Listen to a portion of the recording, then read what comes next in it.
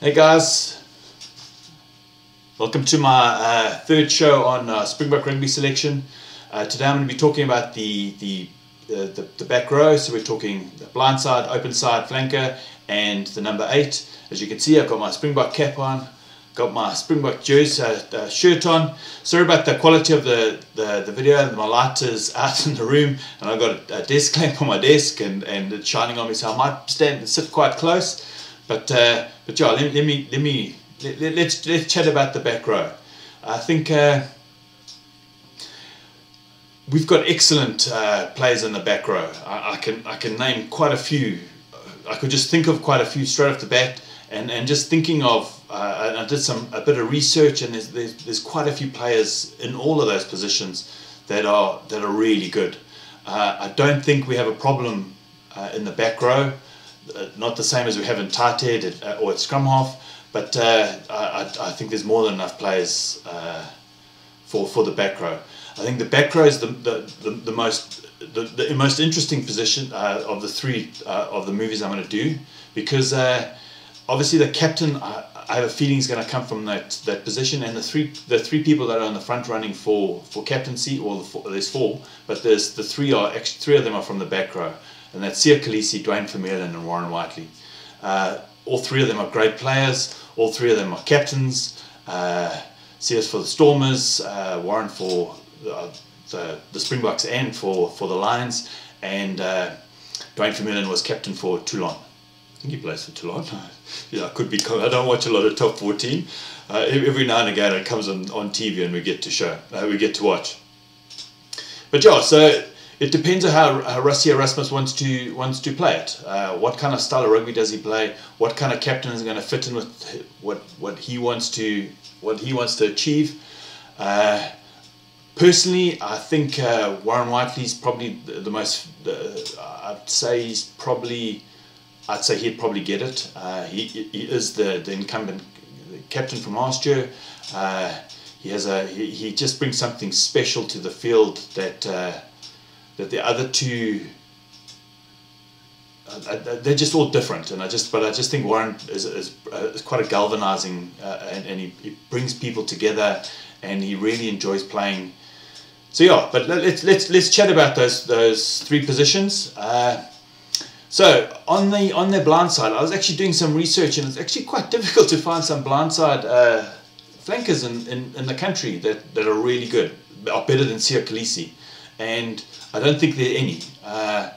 When I was doing this show, thinking about it in the beginning, he's always been the number 6 that I could think of. I couldn't think of anybody else that could be number 6. So I've chosen Siya Kolisi at number 6, and I'm not going to talk about any other players to play in that position. If he gets injured, yeah, I don't know what we're going to do, but we'll figure it out from there.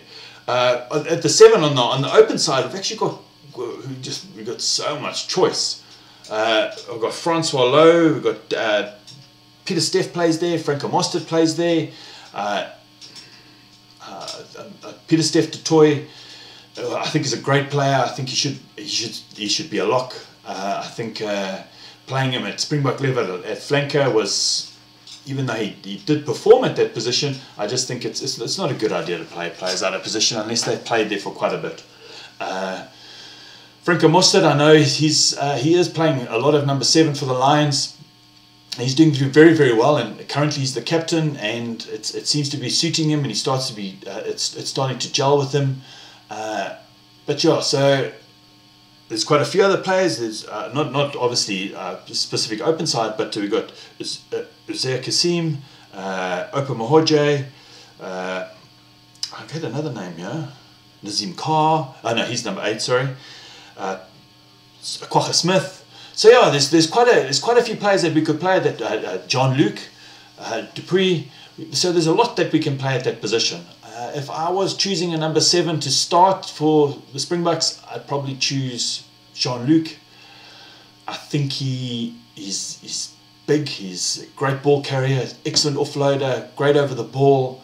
So I think he brings that. The same between like traditional strengths and a more expansive kind of playing. So I think he's quite a modern kind of rugby player. but with nice tradition behind them. Number 8, obviously got Warren Whiteley, Dwayne Vermeulen. I actually wrote down another. Dan Dupree also plays number 8. So yeah, I think we've got quite a lot of choice at number 8. Personally, I probably chose Warren Whiteley at number 8 and as our captain, because I think he brings the best to that position. He also offers an extra line-out jump option that you don't get with Jean-Luc or with Sia. So we got that option. So those are my 3: Sia, Jean-Luc, and Warren Whiteley. Playing off the bench. Well, I also wouldn't choose Dwayne Vermeulen. It's quite strange. Because I haven't seen him for so long, because he plays overseas quite a lot, and I know he plays really well, and he's a great rugby player, Thor. Yeah. So, but honestly, if I'm going to choose, I always choose local players first, then I'd go internationally. So what I mean by that is, say you take tight head prop. Tight head prop is a super specialized position. It's somebody who's a little bit older. It's the place where you've got to be the most solid. So that's tight head. So we've got Vilkalo at tight head, and Frans Malherbe, I think it's Frans Malherbe, injured. So then I'd go look overseas. I'd go look at Vincent Koch. I'd go look at other players overseas that could fill that position. So for me, I'd always choose local first, and then I'd go internationally if I had a problem. So I do think Frans Malherbe is a brilliant number 7. I'd still choose Jean-Luc over him because he's a local player, and that's the way I try work my teams. And I think we should always give preference to the local players. But playing off the bench, I'd probably choose Kwagga Smith and Dan Dupree to play off the bench. So we're talking at 6 it's Sia Khaleesi, 7 is Jean-Luc, 8 is Warren Whiteley, and then I don't know, whatever the numbers are, Kwagga Smith and Dan Dupree playing off the bench. So that's the choice I would have for the back row. Just looking at that, and I'd say that's a pretty well-rounded kind of back row. I could have Opa Mahoje. I don't get to see him that often because we don't watch as much Pro 14. It is on TV here every week when the Cheetahs or the Kings are playing. But you know, if it conflicts with a Super Rugby game, then I'll watch the Super Rugby instead. But yeah, there's my choice for the back row. Tell me, guys, what you think, if that's a decent enough back row. So now that's the third of my, I think, 7 shows that I'm going to do on Springbok Rugby selection. Back row. Next week's going to be number 9 and 10. Another exciting combination coming up there. I think going further back, obviously the centres we've got great centres to choose from. The wings and the fullback got a bit of a problem. 9 and 10 is going to be a hot topic coming up there. But yeah, guys, I hope you enjoyed the show. Please like the show. Please share it. Please hit the bell. And please leave some comments. Thanks, guys. Cheers.